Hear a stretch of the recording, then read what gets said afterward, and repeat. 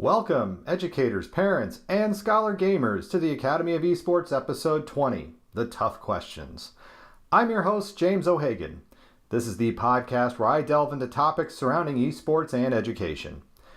Esports are organized, competitive video games allowing students to redefine their athletic culture, diversify opportunities for student participation, promote physical and mental health, increase collegiate scholarship pathways, and play games. We can never forget the importance of play. The mission of the Academy of Esports is to support these ideals, and it is the vision of the Academy of Esports for all students to experience the fun and joy of playing competitive video games.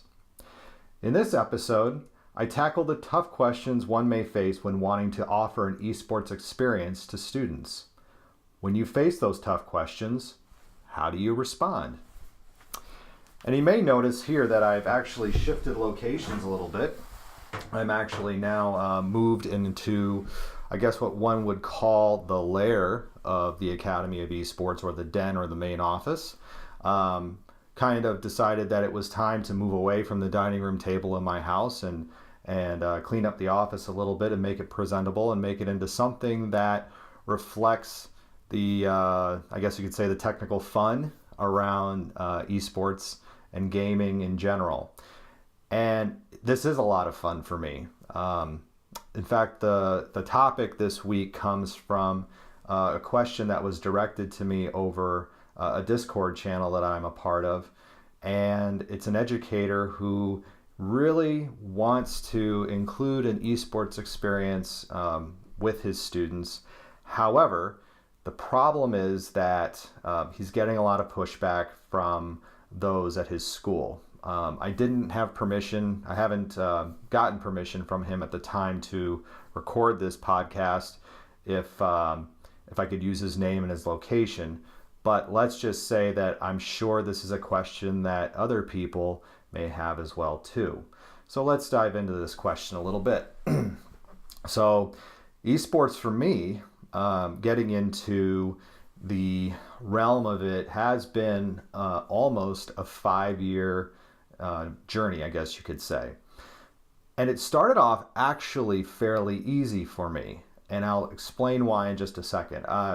20 years ago, when I first started teaching school, I taught 5th grade students. And I really loved teaching 5th grade students. 10-year-olds are the best. And if you're an educator who works with 5th graders, you know that those are the kids who are not quite middle schoolers yet. And they're also starting to get some more adult minds. They're more interested in adult things. I just find it to be a tremendously fun age. I think 10-year-olds are that's like the best age to work with. And those are a lot of the kids who I first got into gaming with as far as a school environment. I ran a tech club, and the tech club actually turned more into a StarCraft gaming club. We actually took a series of 486 computers, fixed them up, networked them. We only had one copy of StarCraft. Sorry, Blizzard. We did share the one copy and used it on other computers. So I'm sorry, Blizzard. We did that. But the students had a great time, and it wasn't just kids there to play games. There were kids there to socialize and just be part of the environment.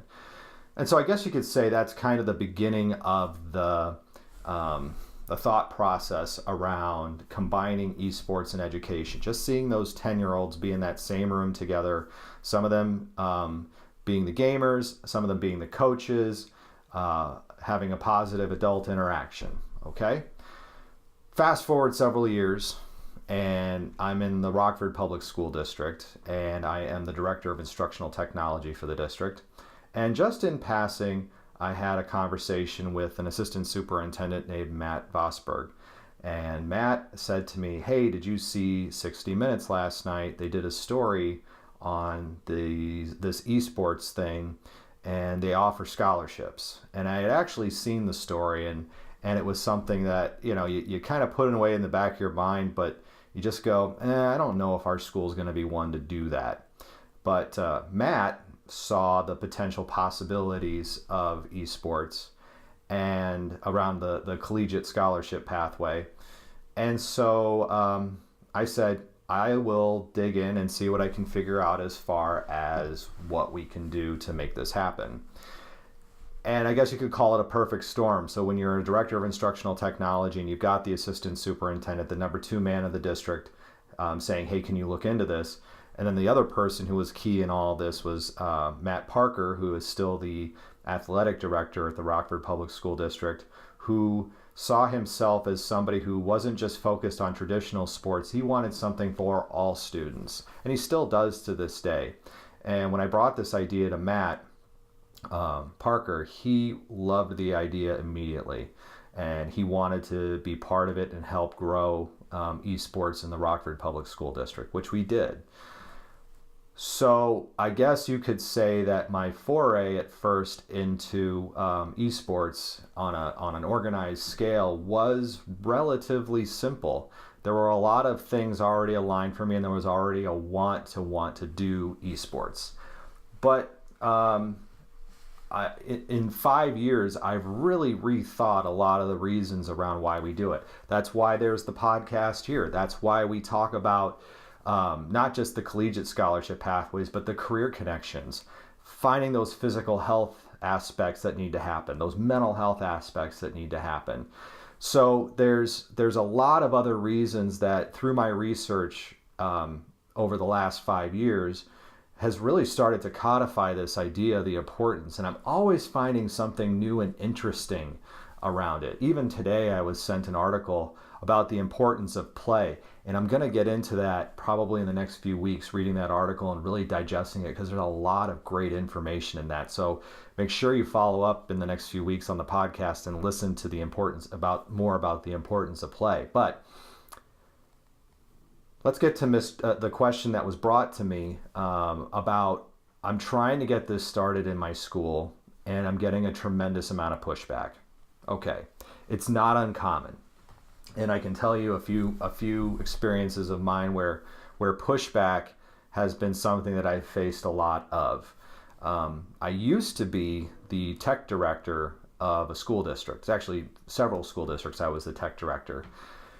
And I can tell you that there's one thing that people really, really don't like about technology is when you change it on them. Whether it's a simple process where, hey, we're taking this color printer out of your room and we're going to replace it with a more efficient laser printer in your room, or we're going to make everybody go to the office and use the big copiers because it's more fiscally responsible than buying a whole bunch of different toner cartridges.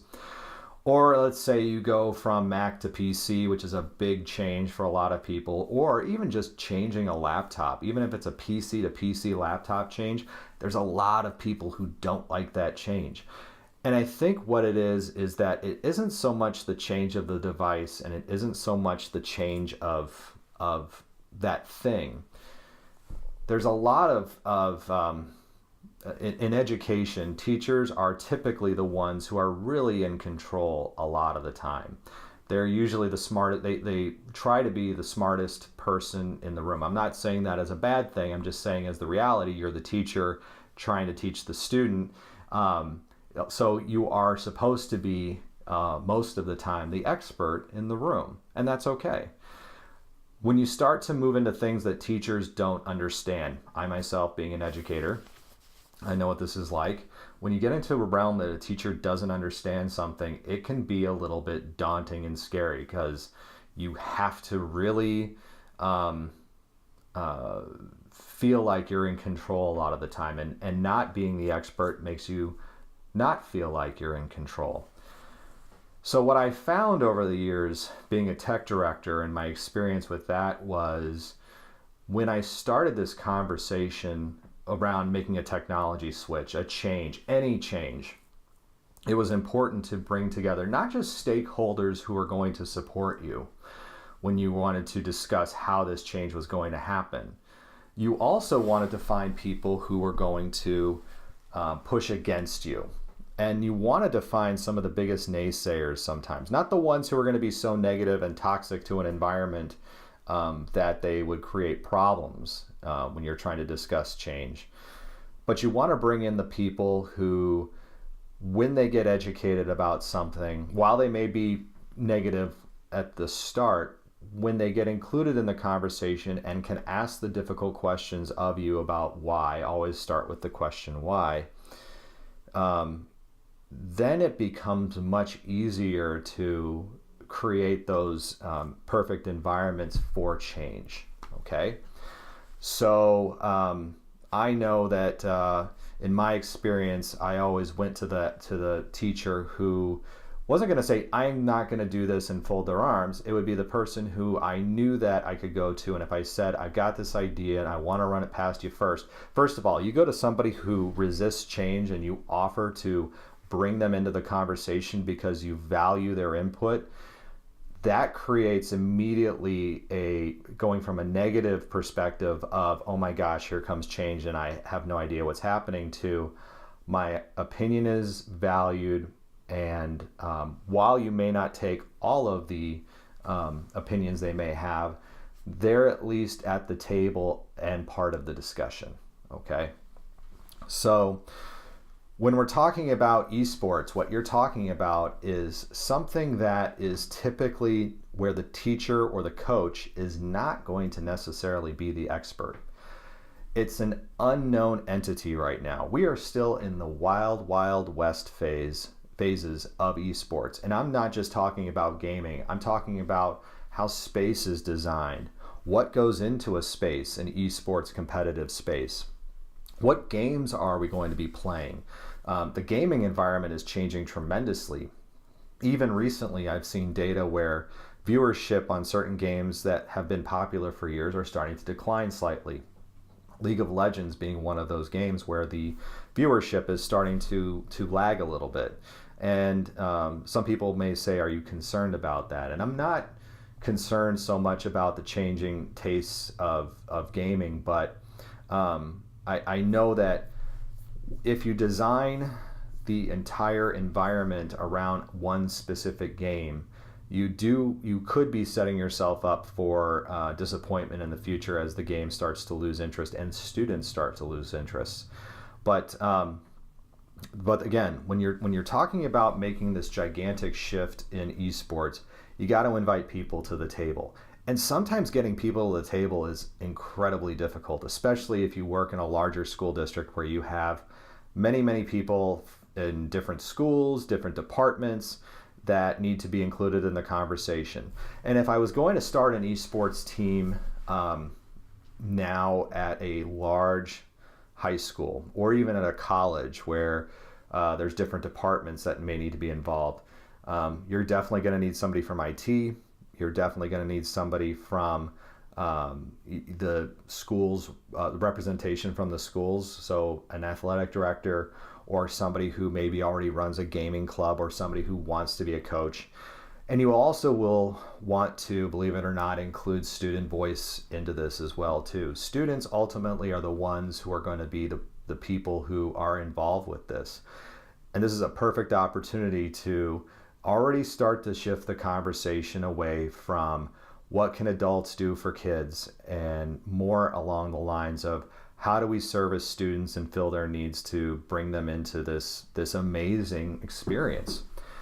So starting that conversation with I guess you could say the toughest critics in the room is scary, and that's okay. But it's important that you do that because eventually you are going to have to face those tough critics. Also, too, it's always good to have a school board member be part of the conversation as well, too, if you can. When I gave a school board presentation about 6 months ago around our efforts in the Racine Unified School District, I was actually surprised to find out that school board member Matt Hanser, his son, runs a Twitch stream and actually has sponsorship. And he said that at the meeting, and it was kind of enlightening to hear, but it was also pleasantly surprising to hear that, because I thought I was speaking to a group of people I assumed who had no knowledge about esports or competitive gaming. And to find out that there was a board member who knew it fairly well because a family member is involved with it. As we start to go through this, again, this Wild West phase, you're going to start to find in surprising places that there are gamers out there and there are people who are very interested in esports. So again, starting with that tough conversation. The second thing that you really have to do, and I've said this, I think, several times in the podcast, if it's no longer cutting edge to have an esports team at your school, it's cutting edge what you do with it. So just having the team alone and just going out there and saying, great, we have an esports team, they're playing League of Legends and they're playing Overwatch, and that's it. And we practice on Monday, Wednesday, Friday, and our matches are on Thursdays, and we have 2 seasons. That's great and all, but this is a tremendously large tent that can bring in a large number of students. Again, from my experience in the past, when I was a high school student, I played football. I'm still 6'2", 240 pounds as of today, still playing rugby on a regular basis. Even if you looked at me today, you would probably be surprised or shocked to say, this guy likes gaming. I love gaming. And in fact, and I've said before, if you gave me the opportunity in high school to play video games over football in a competitive environment, not just play video games, but actually play in a competitive sense, I would have given up my helmet and shoulder pads in a heartbeat and gone and played video games. Unfortunately for me, I was in high school from 1989 to 1993. And even growing up in Silicon Valley and San Mateo, California, we didn't have anything like that would allow me to play competitively. And it's important now to think about all the if you frame even the conversation around esports itself, just saying, hey, we want to have an esports team. Again, there's going to be you might get some support, and you might get some people who say, yeah, we've got some money for that. That sounds great. But you can frame it in a much bigger picture without even having to use the word esports or gaming even in the title. Let me explain for you. So one of the biggest, I guess you could say, barriers that we have self-created in a lot of ways in schools is that we have given up, we gave up a long time ago teaching students how to develop a brand around themselves and how to create digital media in meaningful ways for them. We have given up control to students to figure out themselves how to create their social media footprint. We really have. I remember, you can still go into a lot of schools today, and even though almost every student has a cell phone, you go onto the Wi-Fi and Facebook is blocked, okay? Or YouTube is blocked, or Instagram is blocked, or Twitter is blocked. So schools have said this is a walled garden, and we are putting locks up on doors while walls are coming down because students can turn off their Wi-Fi on their phones. Hopefully they have cell signal or cell service, and they can go and do all the things that they want to without having to acquiesce to the filters of the school. So we've given up teaching students how to use social media in a lot of ways. We even in the age where Web 2.0 is still prevalent and we want students to write in authentic ways and express themselves in authentic ways around instructional goals, we have still separated out web development as being something that is done in a technology class and not, say, in an English class or in a math class or in a science class even.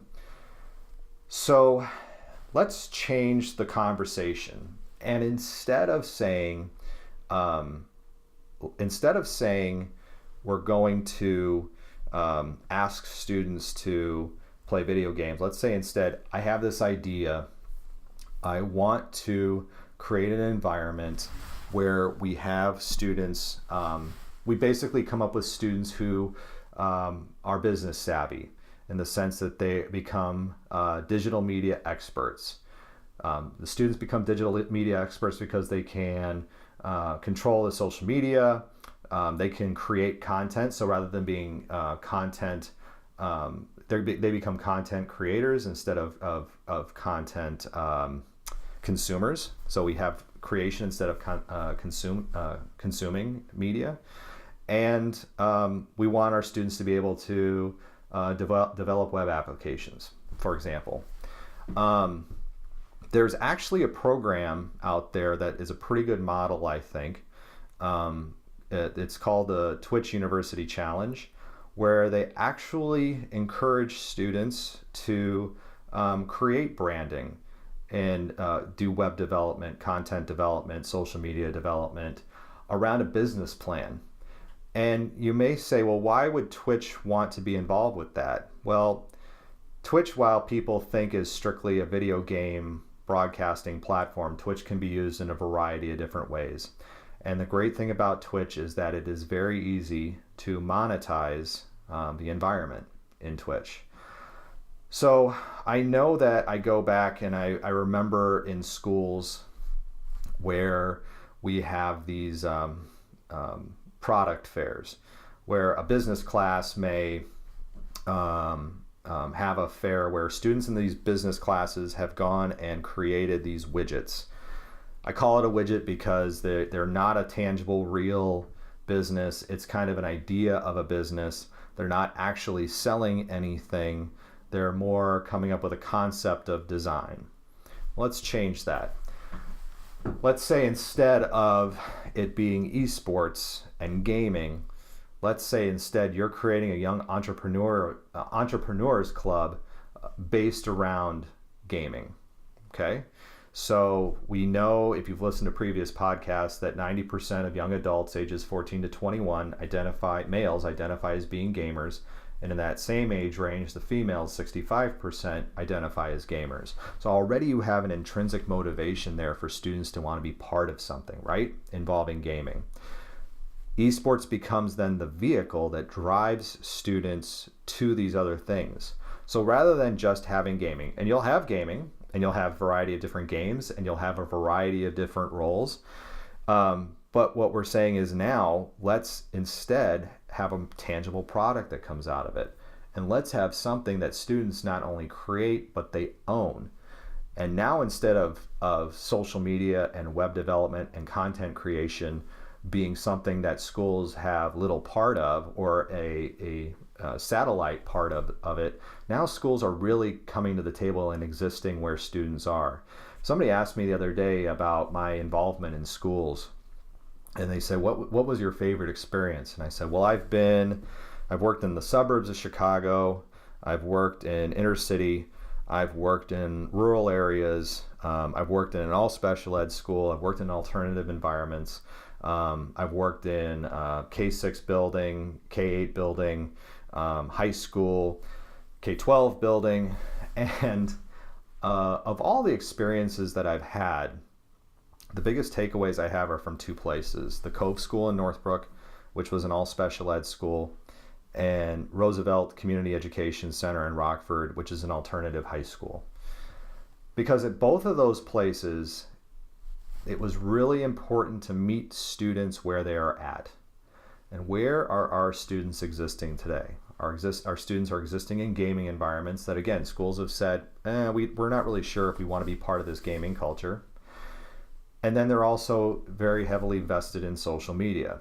And very rarely do I see schools that engage students in social media environments, because the only time I'm aware, really, that I've seen a lot of schools engage students in social media is when there's a problem, when there's a threat made, or there is inappropriate school material being posted to social media sites. It almost becomes that students are getting engaged for inappropriate behavior on social media and not for their pro-social behavior on social media. So let's now instead create a young entrepreneurs club based around gaming, and we will have event planning, and we will have, because esports events don't just happen, they do require planning. We'll have coaching will still take place. We will want to teach children about good nutrition and connect to the biological sciences, talk about sleep, talk about their mental health needs, connect them to colleges, connect them into businesses. And now as the students are connecting into businesses, and as you're talking about this young entrepreneurial club that is starting to develop a social media presence and working as a team to develop a social media presence, now you've got, if you're using a platform like Twitch, they can start monetizing that. And now you've got students who are not only learning how to navigate in this new world that we have, but they're also starting to make money off of it. And it can be something that is so amazing to see that when a student who already is intrinsically motivated gets to the point where they're starting to make money in what they do, now they're starting to not only connect the value of the hard work that they're doing, they start to connect it into their own school experience too. So in Racine Unified School District, we have the Academies of Racine, where our freshman year we ask our students to select a career pathway through the schools. And wouldn't it be something if those students who are on the business pathway had an experience like this, again, built around gaming, and they actually started to monetize that experience before they even left high school? Think of the leg up a high school student has when they are not only going to college to study whatever subject they may do, but they already have an income that is something that was created by them, a brand that was created by them, a presence that was created by them. We are in an age where a kid in Grays Lake, Illinois can play Fortnite and make millions of dollars playing that game because he has a brand that he's cultivated and worked hard to do, and that's Ninja. If you haven't watched Twitch, you can go onto Twitch and watch Ninja play Fortnite several hours of the day. It can happen that quickly. Even an idea like Instagram went from concept to being sold to Facebook within 16 months for $1 billion. It's that fast that the world can change for our kids and our students. And it's important that as teachers and educators, we need to expect more from our kids in that sense. So to the educator who wrote me the question, how do I deal with this pushback? Again, I go back to the statement I've made before and several times. It's no longer cutting edge to say that you have an esports team. It's cutting edge with what you are going to do with it. So with that, I need to get my script here. That will do it for this week on the Academy of Esports. I've been your host, James O'Hagan.